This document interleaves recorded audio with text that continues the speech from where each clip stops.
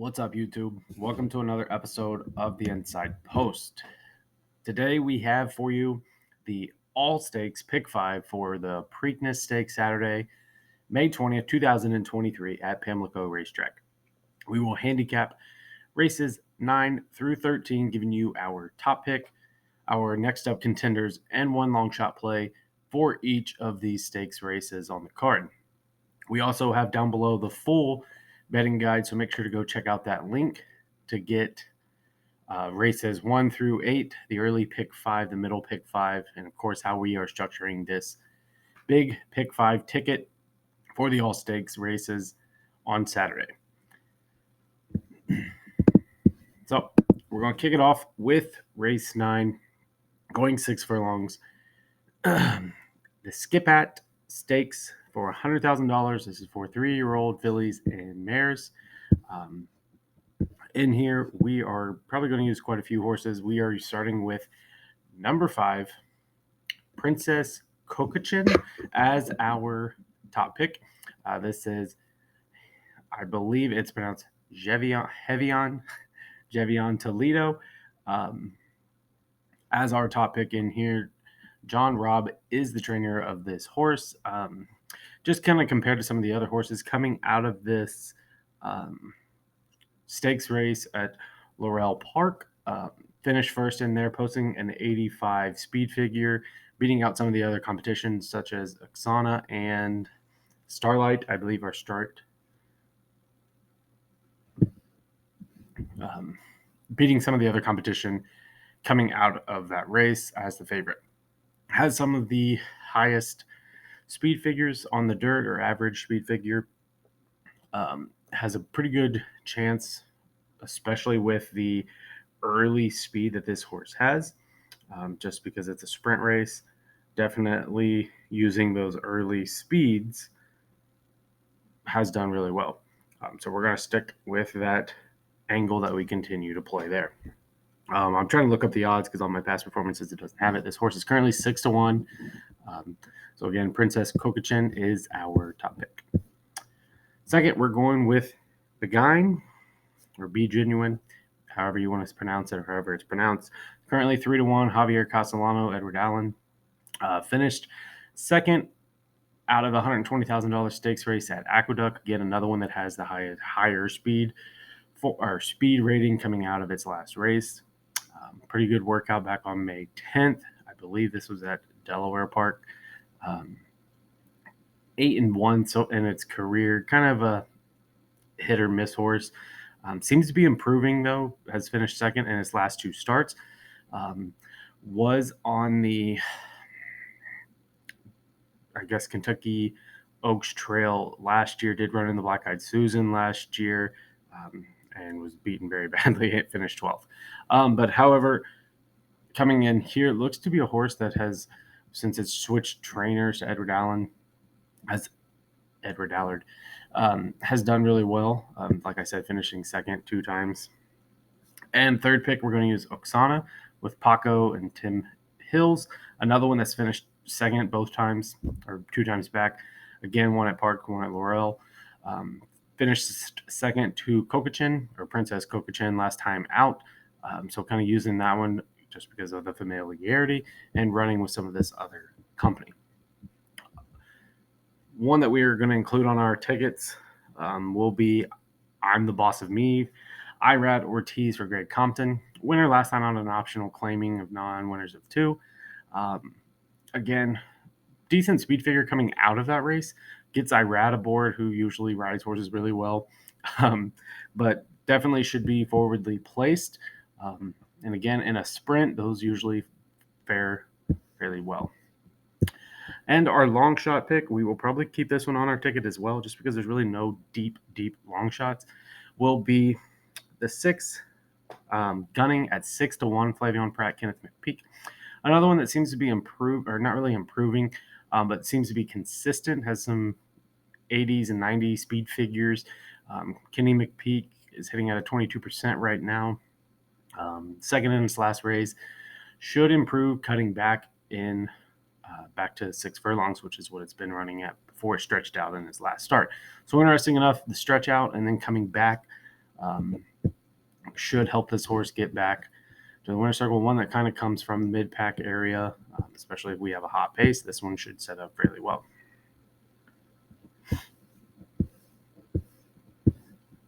Have to go deep in race 9.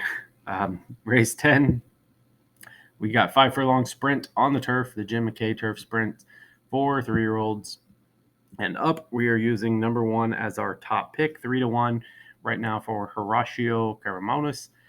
This is Jorge Duarte Jr.'s trained, comes out of an optional claimer of 80,000, posted a 92 speed figure at Aqueduct on a firm turf course. This had Manny aboard on it as the post-time favorite.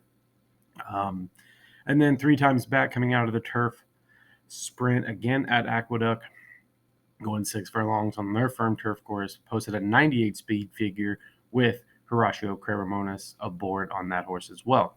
So interesting enough, seems like the jockey's familiar with it, has won on this horse before, and should get a definite early lead as things look at in this race for the 1.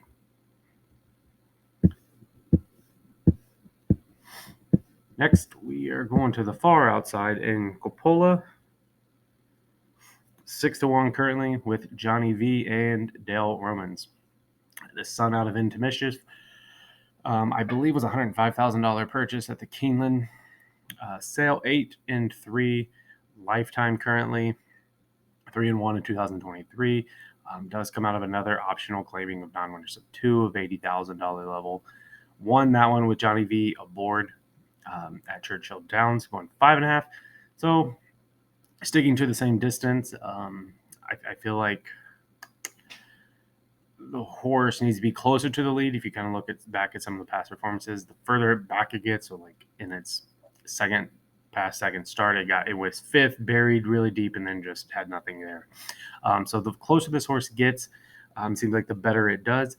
And I think with Johnny V aboard, then definitely this horse has a chance.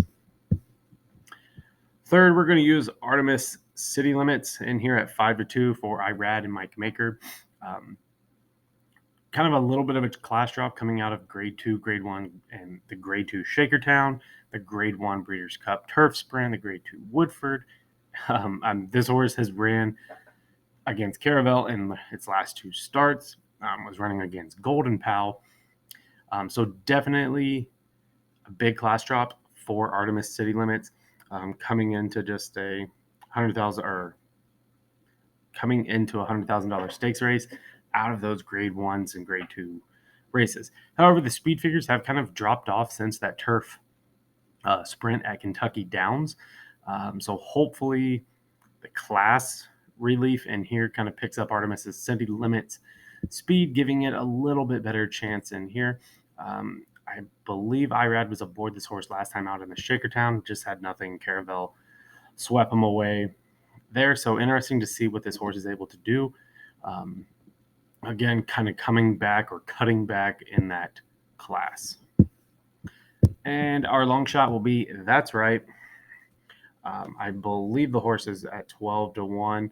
Again, I'm using my phone to kind of look up some of these odds because they're not on my past performances as they were just set. Yes, 12-1 for Andy Hernandez and Michael Moore. Again, another one that's coming out of, I believe this was the Turf Monster at Parks, a Grade 3 stakes race, and won that. So has a Grade 3 win under its belt, but then comes right back at Belmont at the Big A, and finishes 5th in just $120,000 stakes race. So I don't know if 6 furlongs was too long, if 5 furlongs is what this horse prefers, but it looks like a horse that's definitely going to go to the lead, and if they let this horse just have its way out front, this horse could wire the field as it's done in 4 of its wins. So hopefully at a good price at 12-1, this horse kind of does that, but then some of our other picks that we are using in our pick 4s and pick 5s gets up there and gets the wire first. Again, these turf races I feel like are very tough, as we are using 4, maybe 5 horses deep in here. It's really good turf stakes racing for Pimlico Saturday. All right. Next, we're going, again, 6 furlongs. The Maryland Sprint, this is a grade 3 stakes race for $100,000 for 3-year-olds and up. And here we are going with straight no chaser. The 8-horse, currently 3-1. John V again for Dan Blacker, coming out of an optional claim, $50,000. Where it got its win, ran in the grade 1 Malibu at Santa Anita and a grade 3 stakes race at Santa Anita as well. Finished 3rd in the grade 3, 7th in the grade 1. So one that's looking to pick up its first graded stakes win. Has definitely the early speed of the field, should be the one that kind of dictates the lead. Hopefully it can get to the lead, stay to the lead. Again, Dan Blacker, 26% trainer right now, winner of the last race. Had a pretty good sharp workout back on May 13th. Comes from Oakland, so that's kind of interesting. The horse being at Santa Anita most of the summer, and then kind of goes to Oakland in April, and then it's kind of like they almost had a plan for this horse to be entered in here coming out of that Oakland race. Second, just to its inside, we're going to use Nakatomi with Tyler Gaffalione and Wesley Ward. Another one that's coming out of that grade 1 Malibu, finished 4th in there. Had the Aqueduct Tom Fool, grade 3 finished 3rd, and then the Keeneland Commonwealth grade 3 finished 4th with Tyler Gaffalione. So another one that has the speed of the field, comparable to straight no chaser. The big thing that we are using this horse second for is because of those grade 3s that it's came out of in the past 2 starts. Seems to be right there, has been so close, 3rd and 4th. It looks like a horse that kind of comes from behind. So maybe Tyler Gaffalione sits a little bit closer and has enough to catch the leaders at the end. That seems to be the best option. I mean, you have to go all the way back to November at Keeneland in an optional claimer of 100,000 where this horse last won and posted its almost career best speed figure in 101.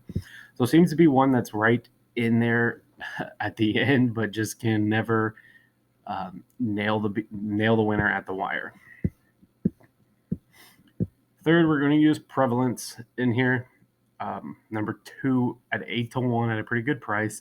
Again, another one you have to go pretty far back to last April at Keeneland to find this horse's last win in the Commonwealth. Has ran against some pretty good horses. If you look back up to the mark, endorsed Jackie's Warrior. So is the horse trending in the right direction from the Commonwealth? Probably not.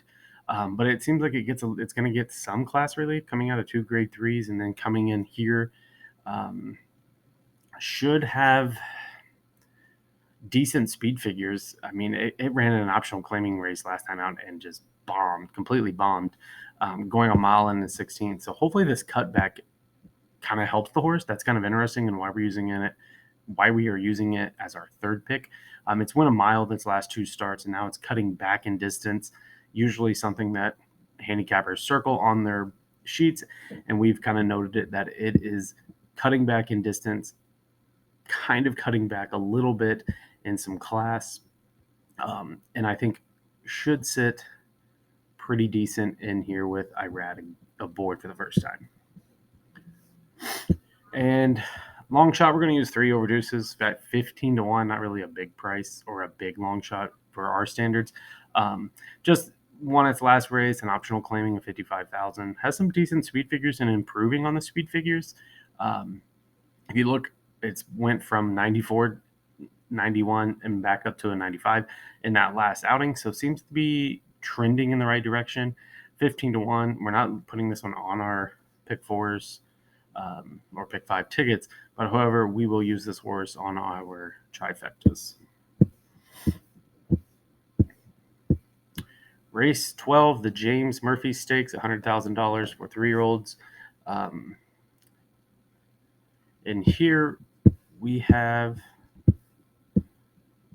Nagarok as our top pick, number 9, 8-5. Flavion Pratt, Grand Motion. Comes out of the Transylvania, posting an 86 speed figure, going a mile and a 16th on a good turf course at Keeneland. Finished second in there to Mustache, beaten as the favorite. Time before that, it's at Santa Anita, going a mile again, finishing third in their beaten favorite. So that's kind of, we don't like being the beaten favorite in its last two starts, but however, we'll get a little bit of class drop coming from a grade 3 to a stakes race. So interesting enough, has some late kick. I think it's going to sit mid-pack in here with only 9 horses to try to catch some of these leaders. Second choice, back to the inside, Funtastic again. I believe this horse was entered on Kentucky Derby Day. So we kind of had this one marked on that card as well. So we're using it in here. Glad to see it's back. John Velasquez for Wesley Ward has the highest speed rating in the field. Comes in with the top prime power as well. Third in the Jeff Ruby Stakes behind 2 fills. Could have been pointed towards the Preakness, but instead Ward is trying this one on the turf, which awesome. Let's see what it does. It gets the Lasix added in here for this race, possibly shipping in from Turfway. So when we usually see those ship in from Turfway and they go to the turf, they usually perform really well. So that's kind of the angle that we are taking on Funtastic again, just because we had it marked on Kentucky Derby Day where it was running on the undercard. And again, here, kind of that switch up coming from Turfway, getting the turf. Third pick, we're using Wonderful Justice, probably going 3 deep in here at 5-1. Brad Cox, Luis Saez comes out of the grade 3 Transylvania and just completely bombed in there. Was crowded, bumped, checked, everything could have went wrong with this horse. So that's kind of why we're putting it back in here. Got beat out again. Najarok finished second in that race, but if you go back and watch, the start was absolutely awful. So toss out that last race, the horse goes in undefeated, or comes in here undefeated at least, and gets back to the turf, cuts back a little bit in distance, going a mile. Should be interesting enough. Posts one of the better workouts of the entire field in here at Keeneland, going, I believe, only 4 furlongs and 47. So at a good price of 5-1, Luis Saez, Brad Cox teaming up. Pretty good chance on this one making its 4th start compared to some of these other ones that have had 5 or 6 starts. Again, if you toss out that last race, the horse is coming in here undefeated, coming off a smaller stakes win at Fairgrounds, and could be a pretty good surprise at 5-1. Next, we have Top Recruit as our long shot play at 15-1. I believe this horse was entered at Indiana Grand or Horseshoe, Indiana on Wednesday for their Caesars Stakes Day, and scratched out of the big race there. But interesting enough, again, another one that's coming out of the grade 1 Champagne, the grade 3 Street Sense, and just hasn't done much. I mean, it was beat out by Blazing Seven, was beat out by 2 fills. Then it goes to I believe it was the Ed Brown Stakes at Churchill back in November, and nothing. Finished 5th, kind of weakened. Again, was bumped at the start. But what's interesting is they're trying this horse on the grass for the first time, stretching back out to a mile on the grass. The pedigree maybe enjoys the grass here, is what they're trying to think. Mike Maker has been hitting pretty well of late. So interesting enough that he did scratch out of that race at Indiana Grand, put him in here, trying something else, going to the turf and going a mile. 15-1, we're probably going to use this horse for our trifectas and maybe an exact play with this one, but probably going to leave him off of our pick 4s and pick 5s. All right. Here we are, Preakness Stakes, the big race, the grade 1. Everybody's been waiting for our picks on here. And yes, we are skipping Mage, and our top pick will be First Mission. We've just had great success betting horses that have skipped the Derby and have been entered into the second leg, coming off a fresh win, and one that seems to be improving. And First Mission is that horse. It's posted 2 really good workouts on the Churchill Downs track, May 6th and May 13th. not getting much talk just because of what he was beating in Lexington. I mean, he beat Arabian Lion, which could be a Baffert third stringer, if you would. He beat out Disarm, which again did not have much in the Derby. I mean, he did finish fourth, but the big thing is he's improving. He comes in fresh off of better layoff than some of the Derby contenders like Mage. Has the speed rating that is comparable to Mage. Has some early speed. If that's what they decide to do, Brad Cox is unsure if they're going to go to the lead. If they want somebody else to go to the lead, could be interesting to see how that unfolds. Usually, speed bodes well for the Preakness Stakes. First Mission being one of the speed horses in here, have to use. In our last video of how to bet the Derby or how to bet the Preakness, we use First Mission and Mage as a big exacta. That's still our plan. We still plan to use these two 1-2 in a lot of tickets and 1-2 in our pick fours and pick fives, and hopefully we don't get any crazy spoilers. Second, we are using Mage. Of course, we're using Mage. Have to use Mage coming out of that Kentucky Derby. Again, another horse that's improving, especially out of that Florida Derby, then goes right into the Kentucky Derby and wins at a pretty good price. The only thing, will Mage have the same pace to run into that he's used to? We will see. Again, Coffee with Chris will probably be the early pace setter in here. Maybe National Treasure gets out early as well. And then First Mission, again, who knows, question mark, if they're going to go to the lead or not. Third, we're using National Treasure. Ugh, I hate to, but it's Bob Baffert in a stakes race coming off a layoff, I guess you could say. But this horse just hasn't done anything. I mean, it ran in the American Pharoah, the Breeders' Cup Juvenile, the Sham, the Santa Anita Derby, finished third and fourth in those races, and was beaten out by other Baffert horses such as Reincarnate or Cave Rock. And Forte beat out Cave Rock, and here we are with Mage beating out Forte, or possibly beating out Forte in the Derby. I don't know. I mean, the horse gets blinkers. That's yes. Bob Baffert has stated that he's coming for the Preakness Stakes. He's going to take over the Preakness Stakes. It's his revenge tour. Yada yada. We have a ticket structure that we are using this horse.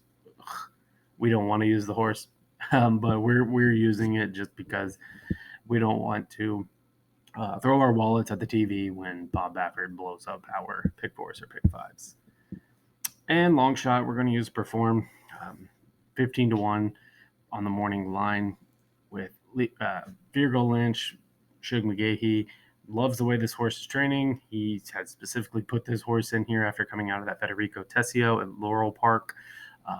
Huge win. If you haven't watched that video, go watch that video. We posted one about 3 long shots that could win. Go watch Perform in that Federico Tessio Stakes. Amazing ride, amazing jockey job on that one. Probably one of the best rides of the year so far, and could be the best ride of the year completely. Just the way he rallied from the back, ran into the back of 3 horses, and still was able to pull to the outside and pass at and catch that horse on the wire was unreal. The horse has posted some really good speed figure or workouts as well at Belmont, going 4 furlongs in 47 and 48. So definitely one that could spoil in here. We are going to put a win wager on this horse, or win place show on this horse, just as a surprise. But we're sticking to our gun. We have an early wager future bet on First Mission.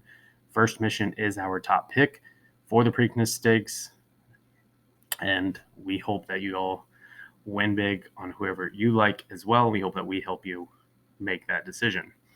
So make sure to give us a like. Hit that subscribe button. We are so close to 1,000.